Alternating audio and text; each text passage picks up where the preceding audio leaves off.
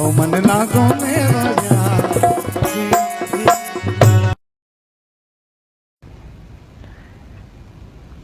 और तीनों लोकों में रक्षा की हनुमान जी महाराज ने, पाताल में भी। बंधु समेत जवे अहि रावण, ले रघुनाथ पताल सिधारो।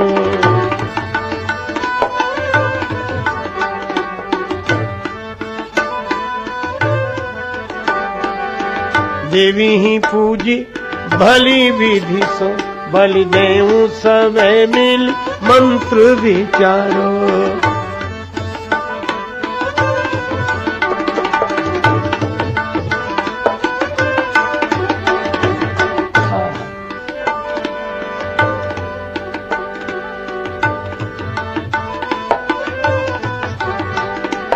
जाए सहाय भयो तबहि, अहि रावण सैन्य समेत संघारो। हो नहीं जानत है जग में, कपि संकट मोचन नाम तिहारो।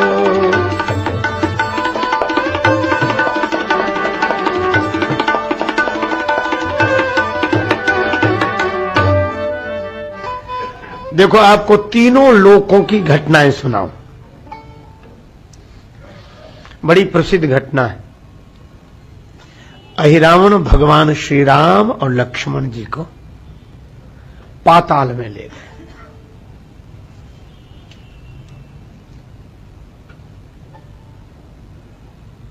देवी जी की पूजा कर रहा था, आदि शक्ति की पूजा, जगदम्बा की पूजा।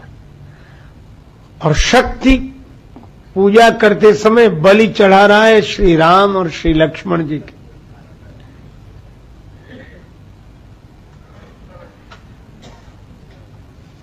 लक्ष्मण जी भी क्या करें, राम जी भी क्या करें। पर भगवान लक्ष्मण जी बोले, प्रभु कुछ समझ नहीं आ रहा है, क्या करें। राम जी बोले, निश्चिंत रहो, सब सुख ले तुम्हारी सरना, तुम रक्षक काहू को डरना।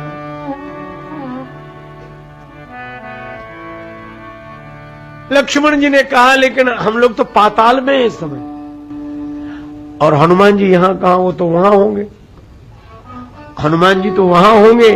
भगवान ने कहा कि हनुमान जी को केवल वहां मानना यह ठीक नहीं है। हनुमान जी सब जगह हैं, क्योंकि वे पवन कुमार हैं, और पवन आकाश पाताल पृथ्वी सब जगह। हनुमान जी वहां भी हैं और यहां भी हैं। तो हम तो बड़े संकट में हैं।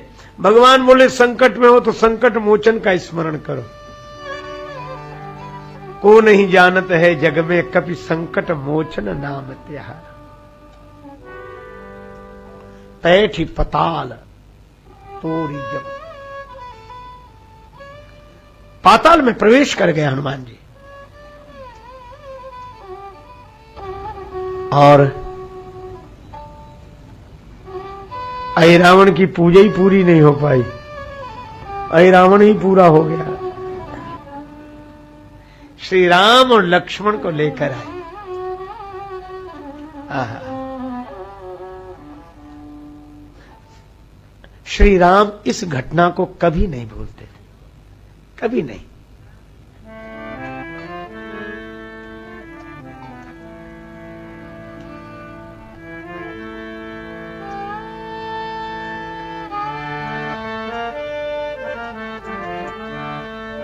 ये बैठ गयो मठ माही,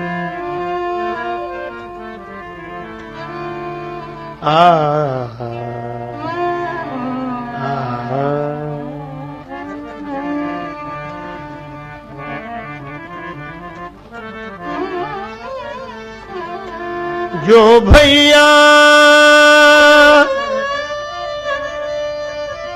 हनुमत नहीं होते, मोही कोला तो मही पाही, मोही कोला तो जग माही, कपि से ऋण हम नाहि। भरत भाई कपि से ऋण हम नाहि, कपि से ऋण हम नाहि।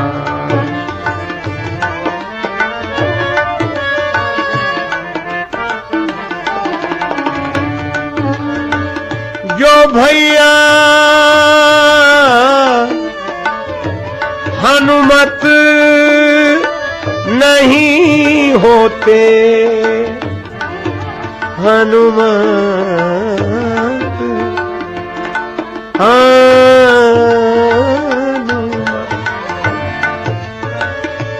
हनुमत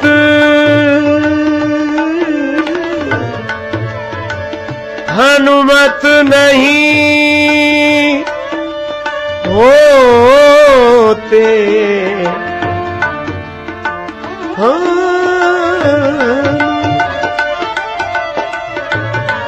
जो भैया हनुमत नहीं होते, मोही कोला तो जग माही, कपि से ऋण हम नाहि। भरत भाई कपि से ऋण हम नाहि।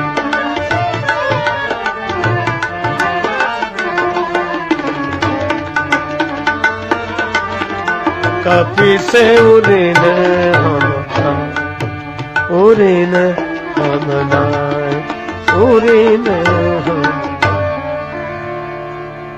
ये पाताल, पाताल पर भी बजरंगबली ने विजय प्राप्त की। श्री राम जी लक्ष्मण जी को लेकर आए। एक लोक, पृथ्वी लोक पर हनुमान जी ने क्या किया, लक्ष्मण जी मूर्छित हो गए। बाण लाग्यो और लक्ष्मण के, तब प्राण तजे सुत रावण मारो। ले गृह वैद्य सुकेन समेत, तवे गिरी द्रोण सुवीर उपारो। आन सजीवन हाथ दई, तब लक्ष्मण के तुम प्राण उवारो।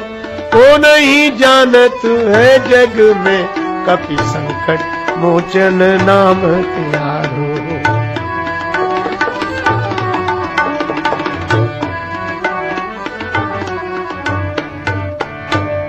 पूरी पृथ्वी को एक कर दिया।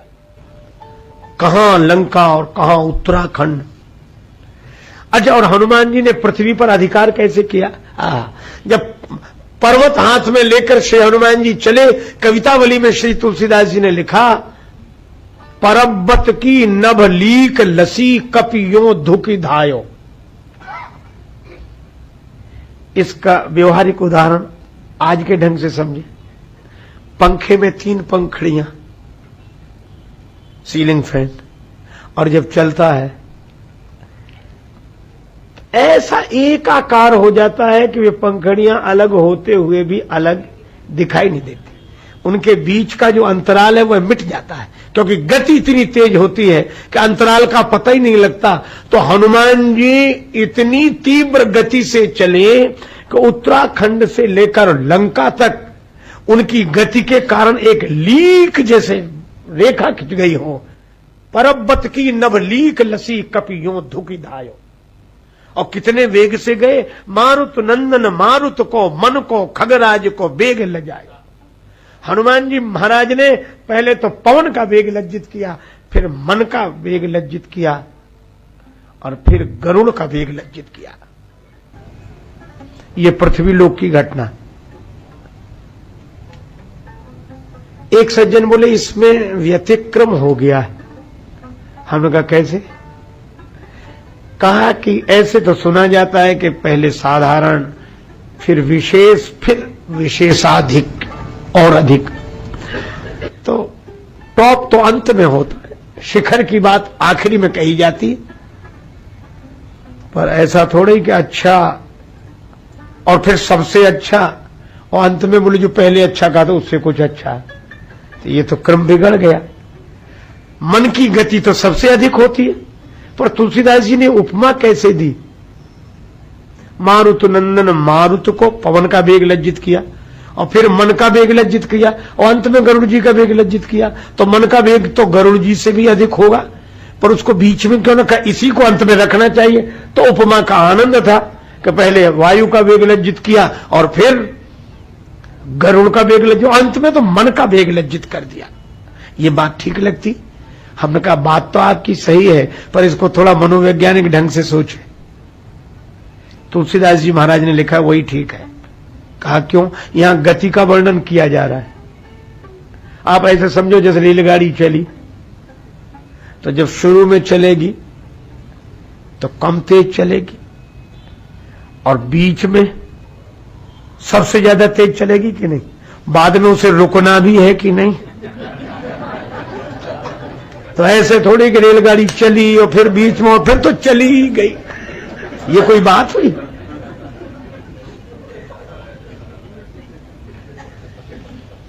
एक सज्जन कह रहे थे कि उन्हें हमारे परिचित मित्र हैं, वो 15 मिनट तक पानी में डूबे रहते हैं, डुबकी लगाने का इतना अभ्यास है। तो दूसरा बोला, जब ज्यादा ही कहना, बोले हमारे मित्र हैं वो तो 2-2 घंटे पानी के भीतर रहते। तो तीसरा बोला हमारी तो सुनो क्या, बोले हमारे मित्र डुबकी लगाई निकले ही नहीं अब तक। ये तो तुलसीदास जी यहां ये कहना चाहते हैं कि हनुमान जी ने शुरू में पवन के वेग को लज्जित किया और बाद में बीच में इतने तेज चले कि मन के वेग को लज्जित किया और अंत में गरुड़ के वेग को लज्जित करते हुए उतर आए धरती पर। प्रभु प्रलाप सुनिकान विकल भये बानर निकर, आए गए हनुमान जिम करुणा मह वीर रस। तो जिसने पूरी धरती का एक कोना और दूसरा कोना एक कर दिया हो, यह पृथ्वी लोक पर उनका अधिकार है। और पाताल जाकर श्री राम लक्ष्मण को ले आए हैं, ये पाताल लोक पर उनका अधिकार। 2 लोक, तीसरा लोक और बचा है आकाश। और आकाश में हनुमान जी कब गए? श्री तुलसीदास जी कहते हैं, रावण युद्ध अजान कियो, तब नाग की फांस सवे सिर डारो।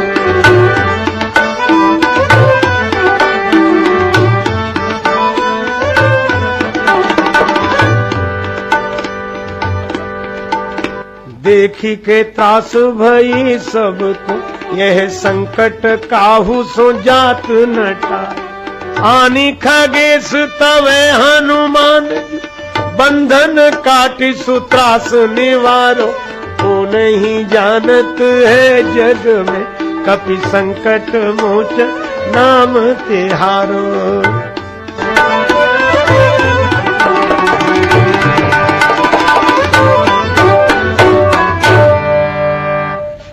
राम जी लक्ष्मण जी को बचाने के लिए पाताल चले गए।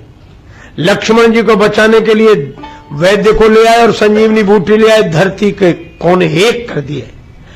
और रावण की बाण वर्षा से नागपास में जब श्री राम आबद्ध हो गए, लक्ष्मण जी आबद्ध हो गए, तो हनुमान जी ने सोच लिया कि पाताल की यात्रा कर ली, धरती की यात्रा कर ली, अब आकाश की यात्रा। और आकाश में कितने ऊंचाई तक गए? विष्णु लोक में गरुड़ जी को आने खगेश तबे हनुमान जो, बंधन काट त्रास निवारो। गरुड़ जी को लाने वाले हनुमान जी और नागपास से भगवान को मुक्त कराने वाले हनुमान जी। तो हनुमान जी आकाश पर भी उतने ही अधिकार रखते हैं। उन लोकों पर जो ब्रह्मांड में दिव्य लोक है, उन लोकों पर हनुमान जी का अधिकार, और पृथ्वी लोक पर अधिकार, और पाताल लोक पर अधिकार। इसीलिए तुलसीदास जी कहते आपन तेज समारो आपे आपन, तीनों लोक हाकते कांपे, तीनों लोक।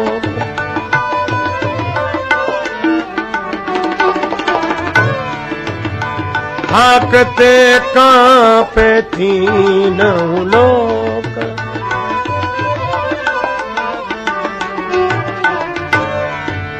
तीनों लोक, तीनों लोक, तीनों लोक, तीनों लोक हनुमान जी की गर्जना से कांपते हैं।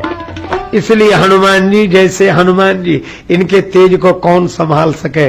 आपन तेज संभारो आपे, तीनों लोक हांकते कांपे।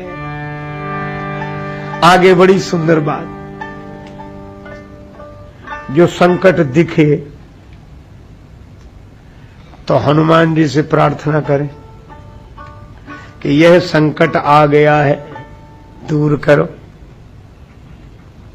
लेकिन आगे श्री तुलसीदास जी बड़ी अद्भुत बात कर रहे हैं का दिखने वाले संकट के लिए तो हनुमान जी से प्रार्थना कर सकते हैं, और जो संकट दिखे ही नहीं और पीछा छोड़े नहीं। आप कहेंगे ऐसा भी संकट, हाँ होता है, जो स्थूल शरीर में नहीं है, सूक्ष्म शरीर में मलिन अंतःकरण वाली आत्माएं, जो शरीर छोड़ने के बाद भी वासना के कारण रह गई हैं। तुलसीदास जी उनका नाम लिख रहे हैं। भूत पिशाच निकट नहीं आवे,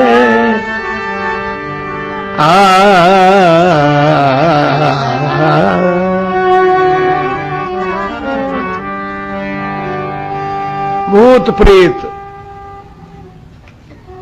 हमारी पौराणिक मान्यता है, और लोगों को अनुभव भी तरह तरह के हुए हैं। और उन लोगों के अनुभवों की चर्चा मैं नहीं करता, क्योंकि उनकी चर्चा हो भी नहीं सकती यहां, क्योंकि जिनकी चर्चा हो रही है उनके नाम से ही निकट नहीं आते, तो चर्चा कैसे हो। भूत पिशाच निकट नहीं आवे। अजय ये किस आधार पर आते हैं भूत प्रेत? मैंने सुना है गांव की बोली में लोग भूत प्रेतों का एक नाम रखें, हवा। हवा लग गई। कुछ लोग कहते कुछ ऊपर ही हवा है। अच्छा एक बात बताओ, हवा तो सब जगह है, और हवा का ही माध्यम लेके ये भूत पिशाच पीछे पड़ते हैं किसी के। लेकिन जिस हवा में हनुमान जी हो, उनमें तो इनकी हवा खराब हो जाए, ये तो रह ही नहीं सकते उसमें। इसलिए आप निश्चिंत रहो, कहीं कोई हवा खराब हो और आपको लगे कि कहीं ऐसा ना हो, पता नहीं यहां कैसा लग रहा है, कुछ वैसे, आप भगवान नाम हनुमान जी को सुनाओ, और हनुमान जी को सुनाओ राम जी का नाम, तो हनुमान जी निकट आते हैं। और हनुमान जी का नाम सुनाओ इन्हें, एक नहीं आएंगे पास में, केवल नाम से। अच्छा एक अद्भुत बात है, भूत प्रेतों के मंत्र हैं, लोग तरह तरह के मंत्र बोलते हैं। देखो ये मंत्र से झाड़ो तो भूत चला जाएगा, इस मंत्र से झाड़ो तो प्रेत चला जाएगा। पर तुलसीदास जी ने तो बड़ी अनोखी बात कही, बोले काहे को मंत्रों के झंझट में पड़े हो, मंत्र की जरूरत ही नहीं है। क्या करना पड़ेगा? बोले हनुमान जी का नाम ही मंत्र है इनके लिए।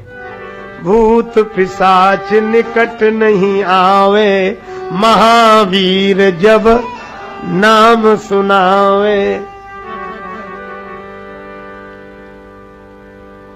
महावीर जब नाम सुनावे, महावीर जब नाम सुनावे।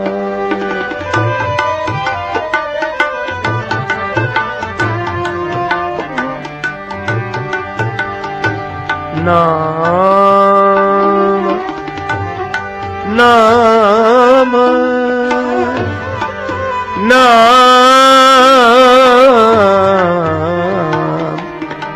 नाम। हनुमान जी के नाम से भूत प्रेत पास में नहीं आते। और बहुत संतों का अनुभव है, बहुत भक्तों का अनुभव है। आप श्री हनुमान चालीसा का पाठ कीजिए। इस तरह की अगर कोई समस्याएं हैं तो वे निश्चित समाप्त हो जाएंगी। भूत पिशाच निकट नहीं आवे, महावीर जब नाम सुनावे। ये नहीं दिखाई देने वाला संकट। एक आदमी को इसी तरह की बाधा थी और वो समझता था कि शरीर में कोई रोग है। वो कहता था डॉक्टर भी नहीं समझ पा रहे हैं, पता नहीं क्या बात है, पता नहीं क्या बात। हनुमान जी की कृपा के अद्भुत चमत्कार हैं, अद्भुत। इस युग के हैं, अभी के हैं, इसी समय के हैं। एक देवी को मैं जानता हूं, एकाएक उसके कानों की श्रवण शक्ति ही समाप्त हो गई, सुनाई नहीं पड़ता था।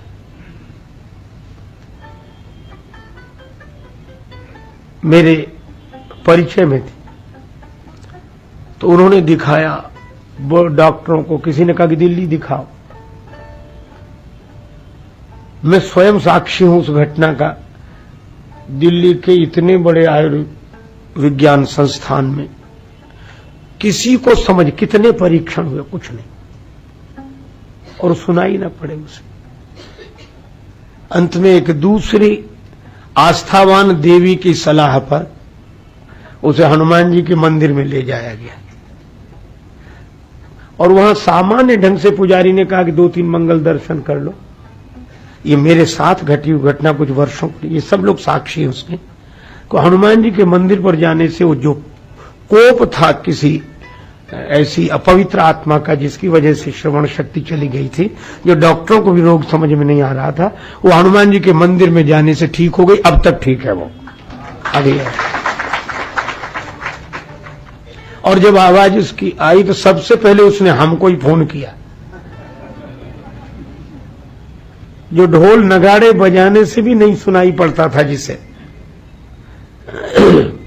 तब मुझे लगा कि अब वो लोग अगर ना सोचते तो लोग तो इलाज ही करते रहते। वो लोग तरह तरह की बात पूछ रहे थे कि कैसे ये हुआ, कैसे ये हुआ, कोई कारण होगा। लेकिन अब ये संकट दिखाई नहीं दे रहा, कारण क्या है। लेकिन नहीं दिखाई देने वाले लोगों की वजह से जो संकट आता है, वह संकट भी हनुमान जी के नाम से टल जाता है।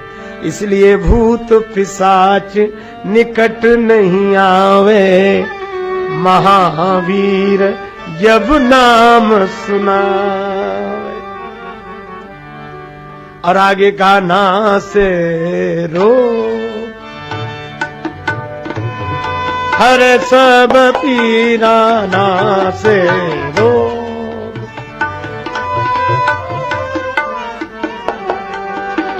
ना से रोग। जो सुमिरे हनुमत बलबीरा, बलबीरा ना से रोग। हरे सब पीरा, ना से रोग। हरे सब पीरा, ना से रोग।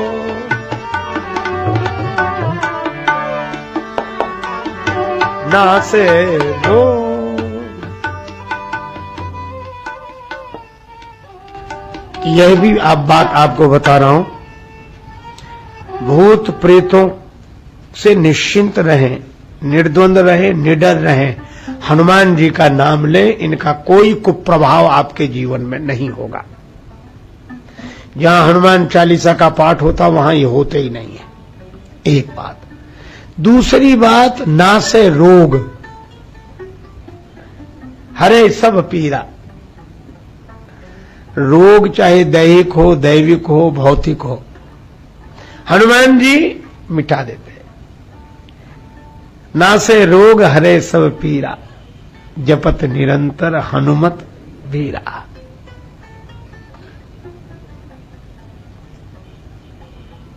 आप प्रयोग करके देख लेना। जितनी पैथियां हैं उपचार के लिए,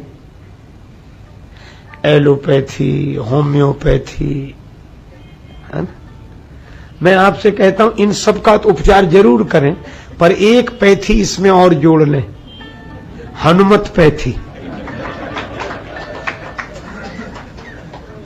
हनुमत पैथी का उपचार करें, श्री हनुमान चालीसा के पाठ करें। अधिक न बन सके तो एक हमारे बड़े श्रद्धेय वयोवृद्ध भक्त राजमित्र हैं, वो कहते 3 पाठ अवश्य करो। श्री हनुमान चालीसा के 3 पाठ ही तीनों तापों से आपको मुक्त रखेंगे।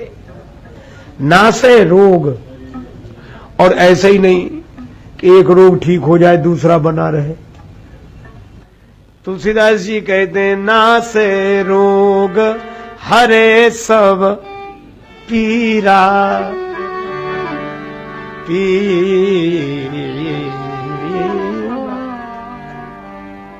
भवरोग भी मिट जाएगा। नासे रोग तन के रोग हैं। देखो जैसे शरीर में रोग होते, 3 तरह की तन की प्रकृति है, वात, पित्त और कफ, 3 प्रकृति। और इसीलिए कुछ रोग वात से संबंधित है, कुछ पित्त से, कुछ कफ से। ये 3 प्रकृतियां सब में। श्री तुलसीदास जी बोले कि इनका वैषम्य होने पर तन रोगी हो जाता है।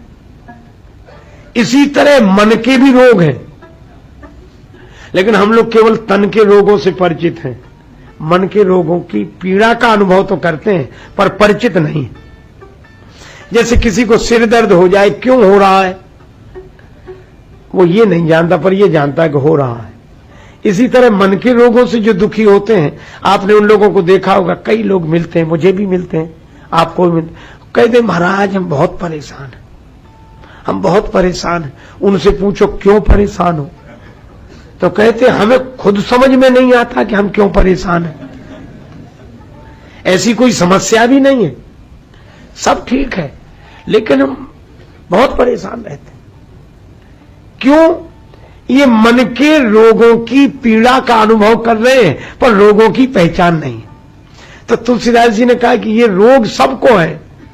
मानस रोग कछुक में गाए, हैं सबके लखी बिरले न पाए।